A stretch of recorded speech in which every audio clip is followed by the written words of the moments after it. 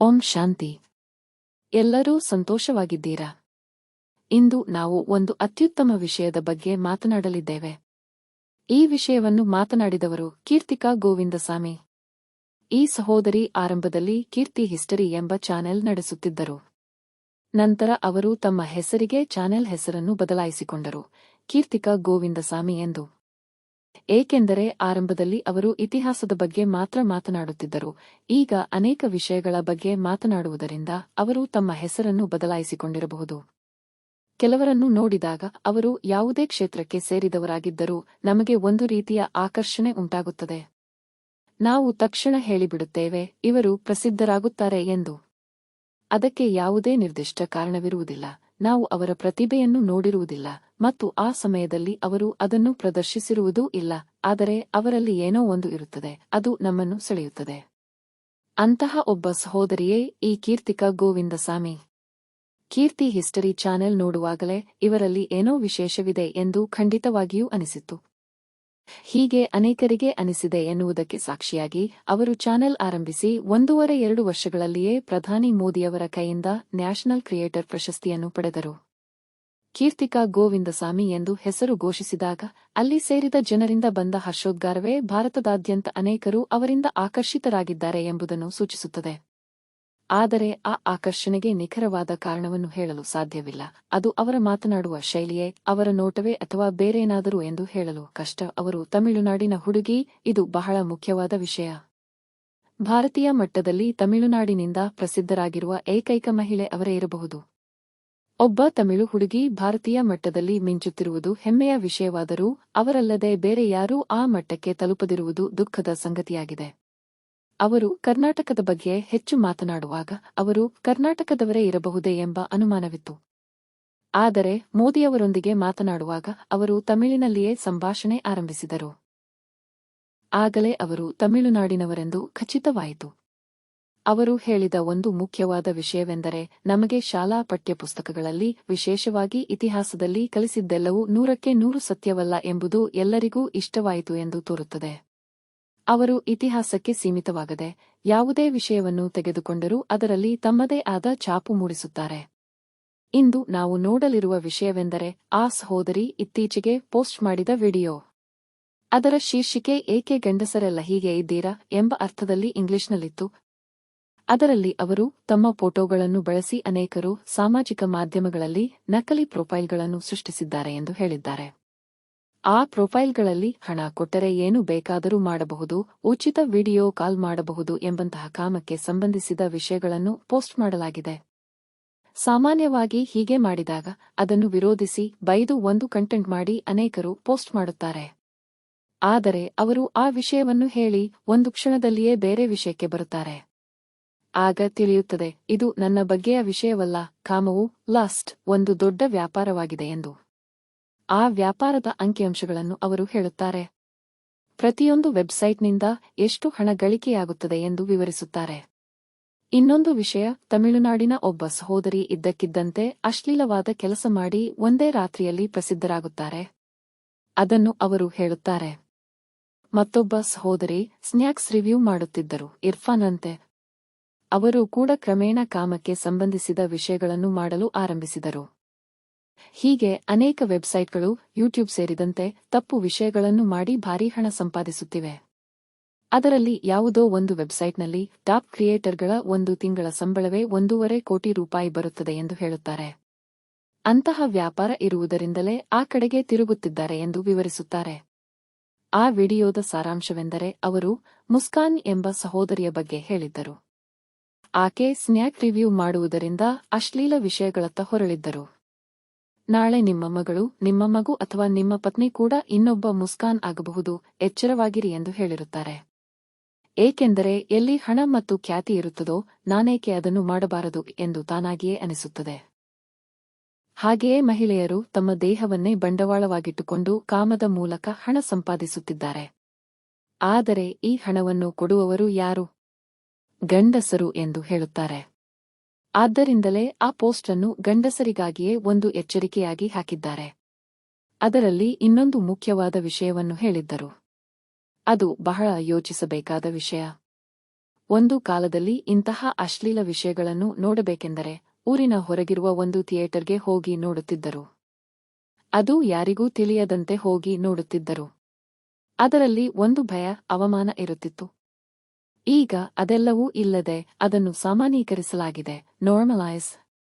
ಆದ್ದರಿಂದ ಈಗ ಎಲ್ಲವೂ ವ್ಯಾಪಾರವಾಗಿ ಬಿಟ್ಟಿದೆ. ಸ್ವಲ್ಪ ಅವಮಾನ ಮತ್ತು ನಾಚಿಕೆ ಬೇಕೇ ಬೇಕು ಎಂದು ಹೇಳಿರುತ್ತಾರೆ. ಸಿನಿಮಾದಲ್ಲಿಯೂ ಸಹ ಉತ್ತಮ ಕುಟುಂಬ ಪಾತ್ರಗಳಲ್ಲಿ ಸಭ್ಯವಾದ ಉಡುಪು ಧರಿಸಿ ನಟಿಸುವ ನಟಿಯರು ಕೂಡ ಯಾವುದೋ ಒಂದು ಸಮಯದಲ್ಲಿ ಅಶ್ಲೀಲವಾಗಿ ನಟಿಸಿದ್ದಾರೆ. ಕೆಲವರನ್ನು ನೋಡಿದಾಗ ಆಘಾತವಾಗುತ್ತದೆ, ಆದರೆ ಆರಂಭದಲ್ಲಿ ಅವರು ಹಾಗೆಯೇ ನಟಿಸಿರುತ್ತಾರೆ. ಇದ್ದಕ್ಕಿದ್ದಂತೆ ಯಾವುದೋ ಒಂದು ಹಂತದಲ್ಲಿ ಅವರ ನಟನೆ ಹಿಟ್ ಆಗುತ್ತದೆ, ಆಗ ಅವರು ಬದಲಾಗುತ್ತಾರೆ.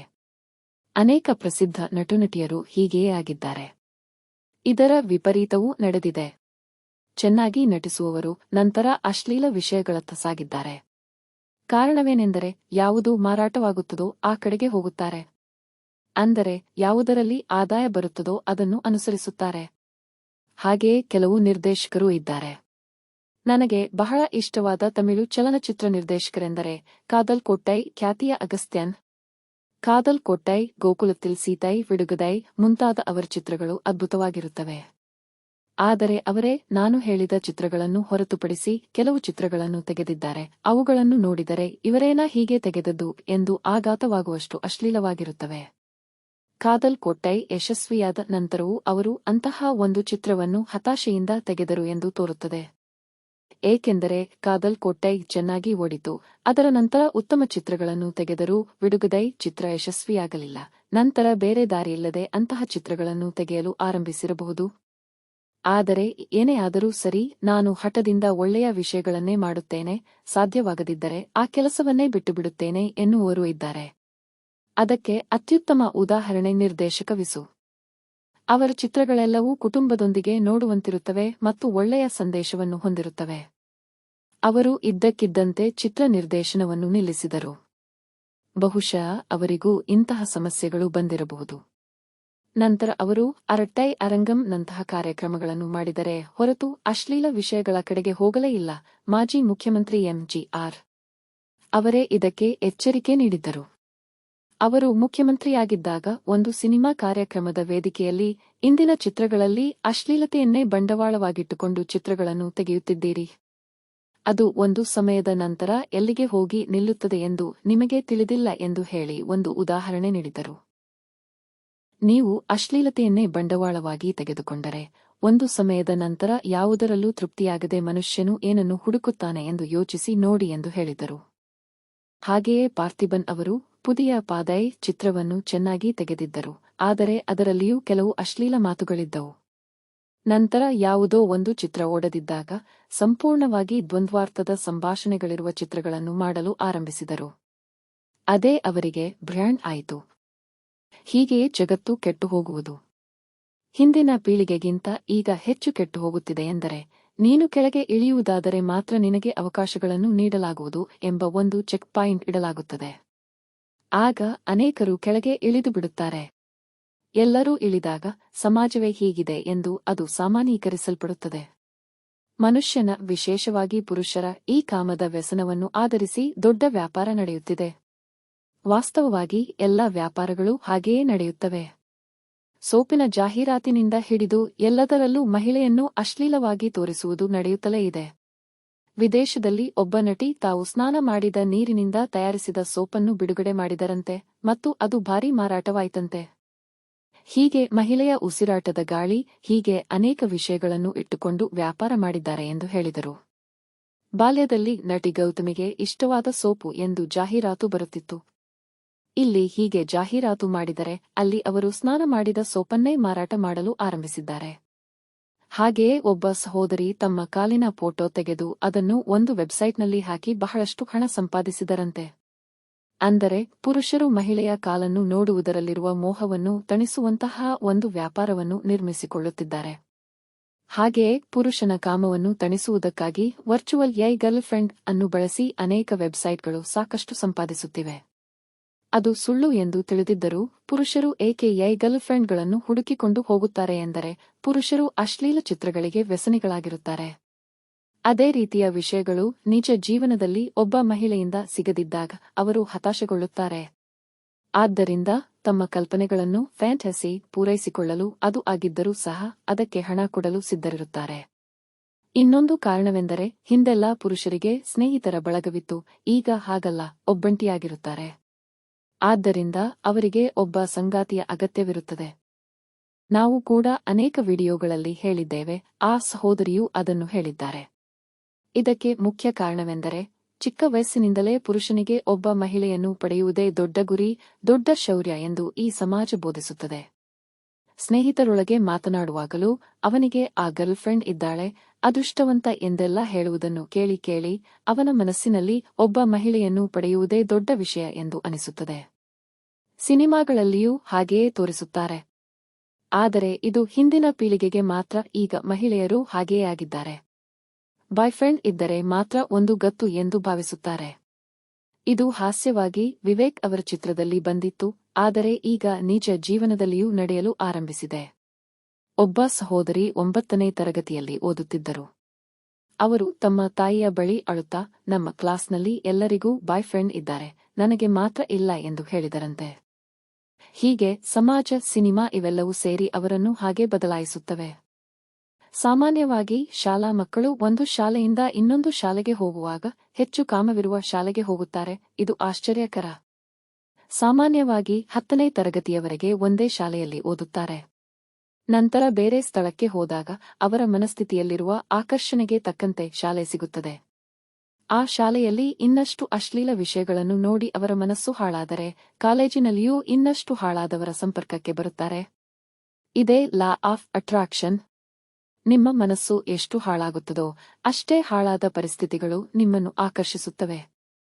ಆದರೆ ಸಮಾಜವು ಒಬ್ಬ ಮಹಿಳೆಯನ್ನು ಪಡೆಯುವುದೇ ಗತ್ತು ಎಂದು ಹೇಳುವುದೊಂದೇ ಇದಕ್ಕೆ ಕಾರಣವಲ್ಲ, ಏಕೆಂದರೆ ಅದು ಹೇಳುವುದರಿಂದ ಮಾತ್ರ ಅವನು ಬದಲಾಗುವುದಿಲ್ಲ.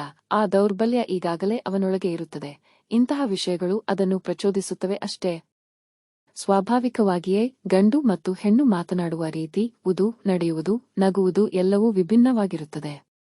ಒಬ್ಬ ಮಿಮಿಕ್ರಿ ಕಲಾವಿದನಿಗೆ ಮಹಿಳೆಯಂತೆ ಮಾತನಾಡಲು ಹೇಳಿದರೆ ಅವರು ಕೇವಲ ಧ್ವನಿಯನ್ನು ಬದಲಾಯಿಸುವುದಿಲ್ಲ, ಮಾತನಾಡುವ ರೀತಿಯನ್ನೇ ಬದಲಾಯಿಸುತ್ತಾರೆ. ಇದರಿಂದಲೇ ಮಹಿಳೆಯರು ಮಾತನಾಡುವ ರೀತಿ ವಿಭಿನ್ನವಾಗಿರುತ್ತದೆ ಎಂಬುದು ತಿಳಿಯುತ್ತದೆ. ಇದು ಸ್ವಾಭಾವಿಕವಾಗಿಯೇ ಪುರುಷನನ್ನು ಮಹಿಳೆಯ ಕಡೆಗೆ ಆಕರ್ಷಿಸುತ್ತದೆ. ಅವನು ಅಶ್ಲೀಲ ವಿಷಯಗಳಿಗೆ ತೆರೆದುಕೊಳ್ಳದಿದ್ದರೂ ಸಹ ಈ ಆಕರ್ಷಣೆ ಪುರುಷನಿಗೆ ಮಹಿಳೆಯ ಮೇಲೆ ಇದ್ದೇ ಇರುತ್ತದೆ. ಮನುಷ್ಯನು ಪಕ್ಷಿಗಳನ್ನು, ಪ್ರಾಣಿಗಳನ್ನು, ಪ್ರಕೃತಿಯನ್ನು, ನದಿಯನ್ನು ಮೆಚ್ಚುವಂತೆ ಮಹಿಳೆಯನ್ನು ಮೆಚ್ಚುತ್ತಾನೆ ಅಥವಾ ಅವಳಲ್ಲಿ ಮರುಳಾಗುತ್ತಾನೆ.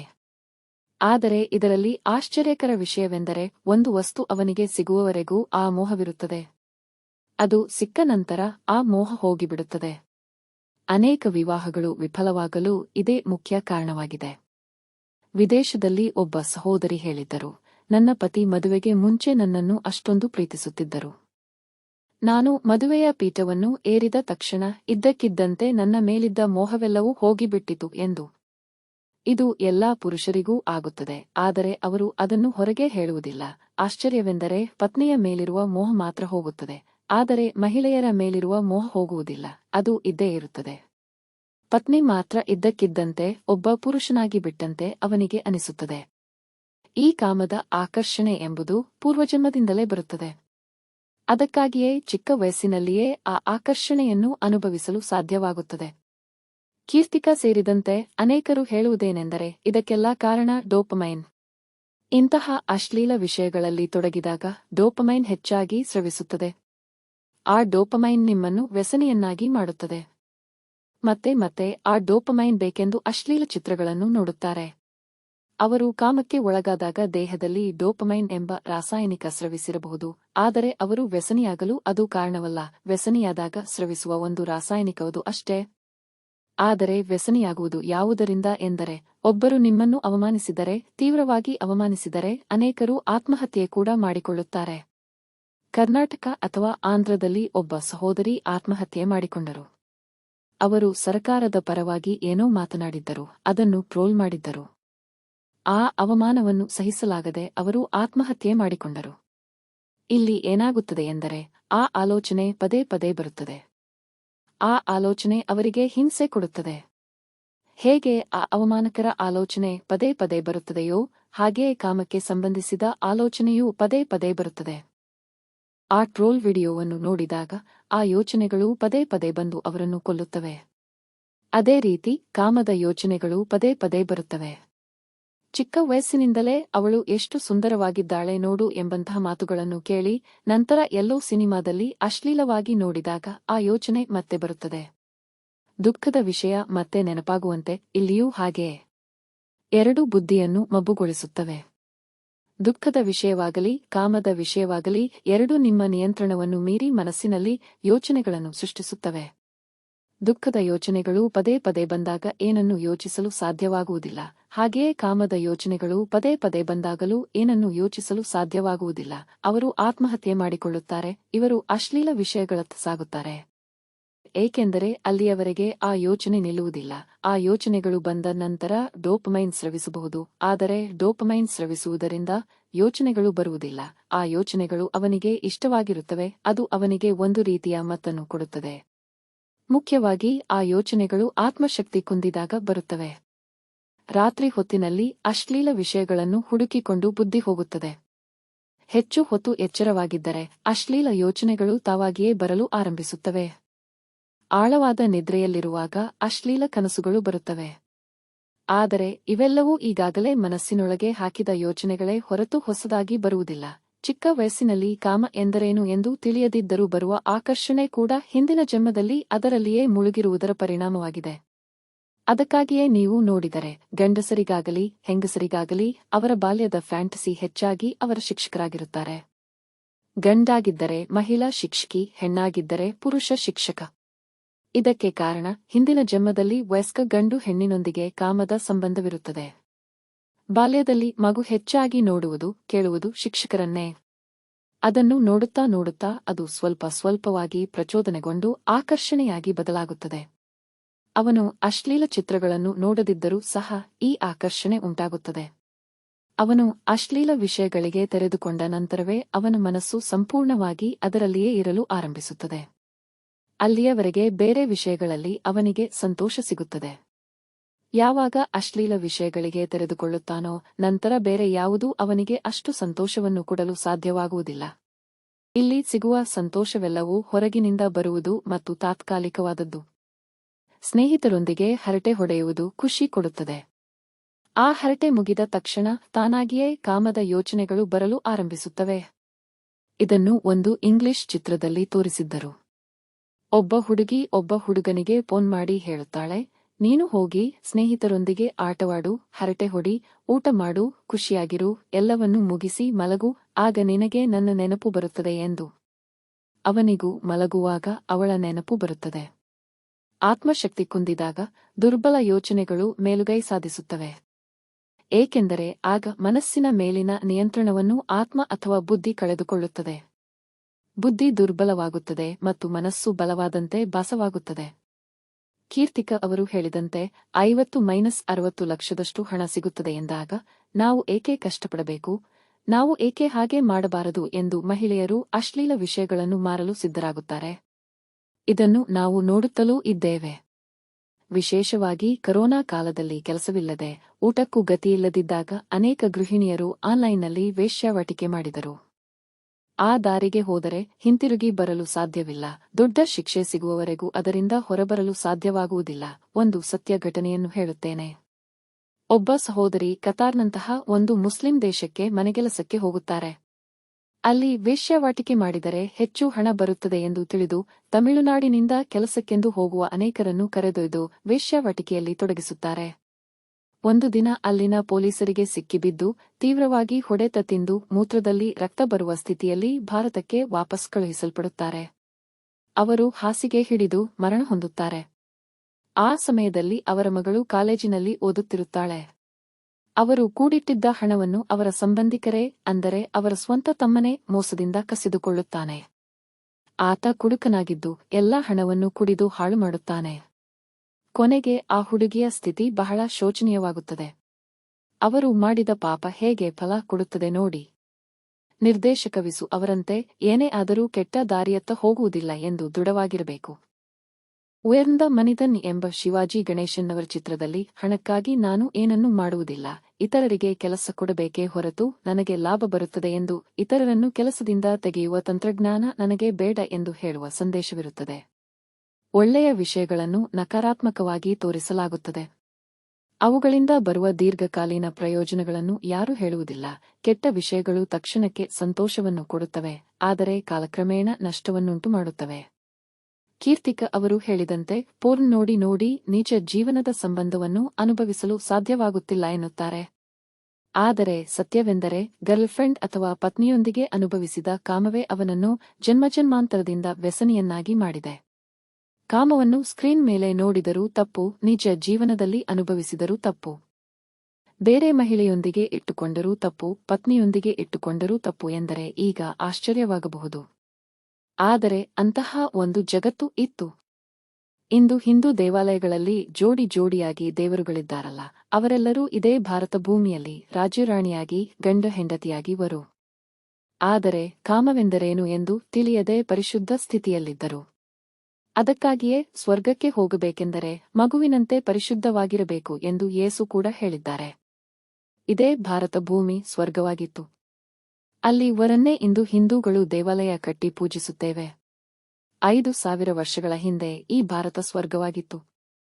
2,500 ವರ್ಷಗಳ ಕಾಲ ಸ್ವರ್ಗವಾಗಿಯೇ ಮುಂದುವರೆಯಿತು. 2,500 ವರ್ಷಗಳ ನಂತರ ಮನುಷ್ಯನ ಮನಸ್ಸಿನಲ್ಲಿ ಕಾಮ ಬರಲು ಆರಂಭವಾದಾಗ ಇದು ಕ್ರಮೇಣ ನರಕವಾಗಿ ಬದಲಾಯಿತು. ಅದಕ್ಕೂ ಮುನ್ನ ಕಾಮವೆಂದರೇನು ಎಂದೇ ತಿಳಿದಿರಲಿಲ್ಲ. ಗಂಡ ಹೆಂಡತಿ ನಮಗೆ ಒಬ್ಬ ವಾರಸುದಾರ ಬೇಕು ಎಂದು ಸಂಕಲ್ಪ ಮಾಡಿದಾಗ ಪತ್ನಿ ಗರ್ಭಿಣಿಯಾಗುತ್ತಿದ್ದಳೇ ಹೊರತು ಕಾಮದಿಂದಲ್ಲ. ಇದರ ನೆನಪಿಗಾಗಿ ಯೇಸು ಕಾಮವಿಲ್ಲದೆ ಜನಿಸಿದರು ಎಂದು ಬೈಬಲ್ನಲ್ಲಿ ಹೇಳಲಾಗಿದೆ. ಆದರೆ ಸ್ವರ್ಗದಲ್ಲಿ ಎಲ್ಲರೂ ಕಾಮವಿಲ್ಲದೆ ಜನಿಸುತ್ತಾರೆ. ಅದು ಹೇಗೆ ಸಾಧ್ಯ ಎಂದರೆ ಅದಕ್ಕಾಗಿಯೇ ದೇವರು ಬರುತ್ತಾರೆ. ಪ್ರವಾಹ ಹೇಗೆ ಬರುತ್ತದೆ ಎಂದು ಯಾರಿಗೂ ತಿಳಿಯುವುದಿಲ್ಲ, ಅದನ್ನು ಹೇಳಲಿಕ್ಕಾಗಿಯೇ ದೇವರು ಬರುತ್ತಾರೆ. ಅದಕ್ಕಾಗಿಯೇ ಅವರನ್ನು ದೇವರು ಎಂದು ದೇವಾಲಯ ಕಟ್ಟಿ ಪೂಜಿಸುತ್ತೇವೆ, ಆ ಶಿವ ಪರಮಾತ್ಮನನ್ನು. ಅವರನ್ನೇ ಅಲ್ಲ, ಪರಮಪಿತ ಎನ್ನುತ್ತೇವೆ.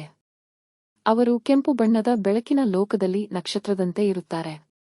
ಕಲಿಯುಗದ ಅಂತ್ಯಕ್ಕೆ 100 ವರ್ಷಗಳ ಮೊದಲು ಅವರು ಒಬ್ಬ ವಯೋವೃದ್ಧರ ದೇಹದಲ್ಲಿ ಪ್ರವೇಶಿಸಿ ಈ ಜ್ಞಾನವನ್ನು ನೀಡುತ್ತಾರೆ. ಆ ವಯೋವೃದ್ಧರಿಗೆ ಬ್ರಹ್ಮ ಎಂದು ಹೆಸರಿಡುತ್ತಾರೆ. ಆ ಬ್ರಹ್ಮರ ಮುಖಾಂತರ ಇದನ್ನು ಕೇಳುವವರೇ ಬ್ರಹ್ಮಕುಮಾರ ಕುಮಾರಿಯರು. ಅವರು 5,000 ವರ್ಷಗಳ ಕಾಲಚಕ್ರದ ಬಗ್ಗೆ ಹೇಳುತ್ತಾರೆ.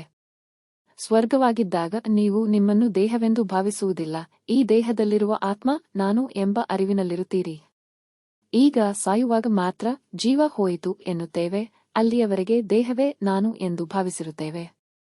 ಆದರೆ ಈ ಅಳಿಯುವ ದೇಹ ನಾವು ಅಲ್ಲ, ನಾವು ಆತ್ಮ. ಆ ಆತ್ಮ ಹುಬ್ಬುಗಳ ಮಧ್ಯದಲ್ಲಿ ನಕ್ಷತ್ರದಂತೆ ಹೊಳೆಯುವುದರಿಂದಲೇ ಇಲ್ಲಿ ಬೊಟ್ಟು ಇಟ್ಟುಕೊಳ್ಳುವ ಪದ್ಧತಿ ಇದೆ. ಆ ಆತ್ಮವೇ ಕಣ್ಣುಗಳ ಮೂಲಕ ನೋಡುತ್ತದೆ, ಬಾಯಿಯ ಮೂಲಕ ಮಾತನಾಡುತ್ತದೆ. ಸ್ವರ್ಗದಲ್ಲಿ ಒಬ್ಬರನ್ನೊಬ್ಬರು ಆತ್ಮದೃಷ್ಟಿಯಿಂದ ನೋಡುತ್ತಾರೆ. ಆದ್ದರಿಂದ ಸದಾ ಆನಂದ ಮತ್ತು ಶಾಂತಿ ಇರುತ್ತದೆ. ಏಕೆಂದರೆ ಆತ್ಮದ ನಿಜವಾದ ಗುಣವೇ ಶಾಂತಿ ಮತ್ತು ಆನಂದ. 2,500 ವರ್ಷಗಳ ನಂತರ ಆತ್ಮದ ಶಕ್ತಿ ಕ್ರಮೇಣ ಕಡಿಮೆಯಾಗುತ್ತದೆ, ಮೊಬೈಲ್ ಚಾರ್ಜ್ ಇಳಿದಂತೆ. ಆಗ ಆತ್ಮದ ಮೇಲಿದ್ದ ಗಮನ ಕಡಿಮೆಯಾಗಿ ಹೊರಗಿನ ಗಮನ ಸೆಳೆಯುವಿಕೆ ಹೆಚ್ಚಾಗುತ್ತದೆ. ಒಳಗಿನಿಂದ ಬರುತ್ತಿದ್ದ ಆನಂದ ಕಡಿತಗೊಳ್ಳುತ್ತದೆ. ಆಗ ಆನಂದವನ್ನು ಹೊರಗೆ ಹುಡುಕಲು ಆರಂಭಿಸುತ್ತಾರೆ. ಹೀಗೆ ಹೊರಗಿನ ಇಂದ್ರಿಯ ಸುಖದಲ್ಲಿ ಮೈಮರೆತಾಗ ಆತ್ಮಶಕ್ತಿ ಅತಿ ವೇಗವಾಗಿ ಕುಂದುತ್ತದೆ. ಹೀಗೆ ಕುಂದಿ ಕುಂದಿ ಇಂದು ಮನುಷ್ಯರು ಕಾಮದಲ್ಲಿ ಮುಳುಗಿದ್ದಾರೆ. ದೇವರು ಕೇಳುತ್ತಾರೆ, ನಾನು ನಿನ್ನನ್ನು ಸ್ವರ್ಗ ಮತ್ತು ಭೂಮಿಗೆ ಅಧಿಪತಿಯನ್ನಾಗಿ ಮಾಡಿದ್ದೆ. ಅದೆಲ್ಲವನ್ನೂ ಎಲ್ಲಿ ಕಳೆದುಕೊಂಡೆ ಎಂದು. ಅದಕ್ಕೆ ಉತ್ತರ, ಕಾಮದಿಂದಲೇ ಎಲ್ಲವನ್ನೂ ಕಳೆದುಕೊಂಡೆವು. ಅದಕ್ಕಾಗಿಯೇ ಗೀತೆಯಲ್ಲಿ ಕಾಮೋ ಮಹಾಶತ್ರು ಎಂದು ಹೇಳಲಾಗಿದೆ. ಅದನ್ನು ಜಯಿಸುವುದರ ಮೂಲಕ ಮತ್ತೆ ವಿಶ್ವದ ರಾಜ್ಯ ನಿಮಗೆ ಸಿಗುತ್ತದೆ. ದೇವರು ಬರುವುದು ಕಲಿಯುಗ ಅಂತ್ಯವಾಗಿ ಇದೇ ಭೂಮಿ ಸತ್ಯಯುಗದ ಸ್ವರ್ಗವಾಗಿ ಬದಲಾಗುವುದಕ್ಕೆ ನಮ್ಮನ್ನು ಸಿದ್ಧಪಡಿಸಲು. ಅವರು ಹೇಳುತ್ತಾರೆ, ನೀನು ದೇಹವೆಂದು ಭಾವಿಸಿ ಇಷ್ಟೆಲ್ಲಾ ತಪ್ಪು ಮಾಡಿದೆ. ನೀನು ದೇಹವಲ್ಲ, ಆತ್ಮ ಎಂದು ಅರಿತುಕೋ. ಒಬ್ಬರನ್ನೊಬ್ಬರು ಆತ್ಮದೃಷ್ಟಿಯಿಂದ ನೋಡು ಮತ್ತು ಎಲ್ಲಾ ಆತ್ಮಗಳ ತಂದೆಯಾದ ನನ್ನನ್ನು ನೆನಪು ಮಾಡು ಎಂದು. ನಾವು ಆತ್ಮವೆಂದು ಅರಿತು ಪರಮಾತ್ಮನನ್ನು ನೆನಪು ಮಾಡಿದಷ್ಟು ಆತ್ಮಕ್ಕೆ ಶಕ್ತಿ ಬರುತ್ತದೆ. ಆದರೆ ಇದು ಯುದ್ಧ, ಕಾಮ, ಕ್ರೋಧ, ಲೋಭ, ಮೋಹ, ಅಹಂಕಾರ ಎಂಬ 5 ವಿಕಾರಗಳೊಂದಿಗೆ ನಡೆಯುವ ಯುದ್ಧ. ಕಾಮದಲ್ಲಿ ಬಿದ್ದಾಗ ಕ್ರೋಧ, ಮೋಹ, ಅಹಂಕಾರ ಎಲ್ಲವೂ ಬರುತ್ತವೆ. ಶಕ್ತಿಯನ್ನು ತುಂಬಿಕೊಳ್ಳಲು ಒಂದೇ ಶಿವಪರಮಾತ್ಮನನ್ನು ಹಿಡಿಯೋಣ. ಆತನನ್ನೇ ನೆನಪಿಸೋಣ, ಆತ ಹೇಳುವುದನ್ನೇ ಕೇಳೋಣ. ಈ ಜ್ಞಾನವನ್ನು ಮುರಳಿ ಎನ್ನುತ್ತೇವೆ. ಇದು ಎಲ್ಲ ಬ್ರಹ್ಮಕುಮಾರಿಗಳ ರಾಜಯೋಗ ಧ್ಯಾನ ಕೇಂದ್ರಗಳಲ್ಲಿ ಸಂಪೂರ್ಣವಾಗಿ ಉಚಿತವಾಗಿ ಲಭ್ಯವಿದೆ. ಓಂ ಶಾಂತಿ.